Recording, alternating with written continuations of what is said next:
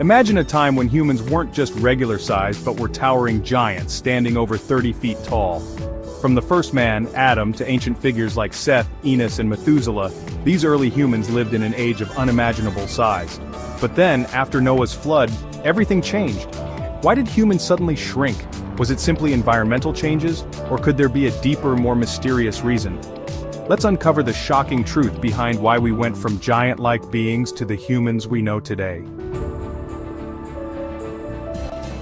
Welcome to Histoveins, the place where history's mysteries come alive. Today we're diving deep into an age-old question. Why were our ancient ancestors giants, and why did we shrink to an average height of 6 feet after Noah's flood? Was it just a result of genetic changes, or is there something far more profound at play? Let's unravel the mystery that could change everything you thought you knew about human history. Let's start with the book of Genesis, where we first learn about these giants. Adam, the first man, lived an astonishing 930 years. But his descendants, Seth, Enos, and Methuselah, were not only known for their long lives but also for their size.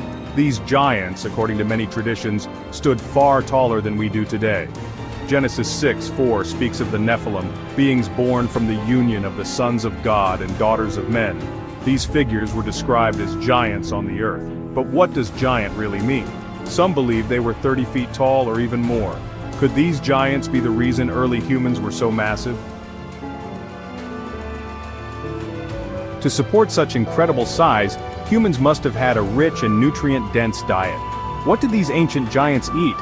It's likely that they had a diet rich in meat from wild animals, high-protein foods, and fruits and vegetables that grew in abundance. The ancient world was far less polluted with natural resources that supported larger creatures, including humans. But here's an interesting fact. Some researchers believe that ancient humans might have had access to foods or environmental conditions that contributed to their growth. Foods rich in essential minerals, or even higher oxygen levels in the air. Could these factors have helped them grow to such immense heights? Now, let's talk about the Great Flood, the catastrophic event that transformed the world. After the flood, humanity's structure seemed to change completely. The Bible tells us that Noah and his family were spared from the flood. They repopulated the earth, but something mysterious happened after the floodwaters receded. While Noah lived for 950 years, his descendants, who should have been giants, just like the previous generations, started living shorter lives, and their sizes also began to decrease. What caused this shift? So why did humans shrink after Noah's time? Could this drastic change in size be linked to divine intervention? The genetic bottleneck? After the flood, humanity's gene pool became limited to Noah's family and the animals on the ark. With a smaller gene pool, genetic mutations began to accumulate, leading to smaller, less robust humans. Environmental changes. After the flood, the world was completely transformed. The atmosphere was likely thinner, the oxygen levels may have dropped, and the land became less fertile. These changes would have impacted growth patterns, causing humans to shrink in size over generations. Divine intervention. Here's one theory that could explain the shrinkage God's will. Some believe that after the flood, God decided to make humans smaller and less powerful. Perhaps it was a way to prevent humanity from growing too proud, too powerful, or too corrupt, as had happened before the flood. The flood served not only as a physical cleansing of the earth but also as a spiritual reset. In addition to shrinking in size, the lifespans of humans drastically decreased after the flood. Before the flood, people lived for centuries. Methuselah lived for 969 years. However, after Noah's time, human lifespans rapidly dropped to under 200 years. Why?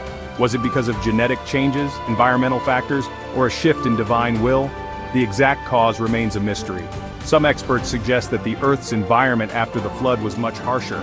Perhaps the post-flood atmosphere wasn't as conducive to long life as before. Others believe the gene pool bottleneck after Noah's family had fewer genetic variations to support long lifespans. So why did these giants disappear, and why did humans shrink after Noah? Let's explore a few possible reasons. Genetic decline. With fewer people on Earth, inbreeding became a concern, and mutations would have led to a smaller, weaker human population. The environment changed. The environment drastically changed after the flood. the world's ecosystems were reshaped and the resources that once supported giant humans were diminished. Spiritual transformation. Some believe it was divine intervention to prevent mankind from becoming too proud, too powerful, or too corrupt. By shrinking their size and shortening their lifespans, God might have been trying to humble humanity.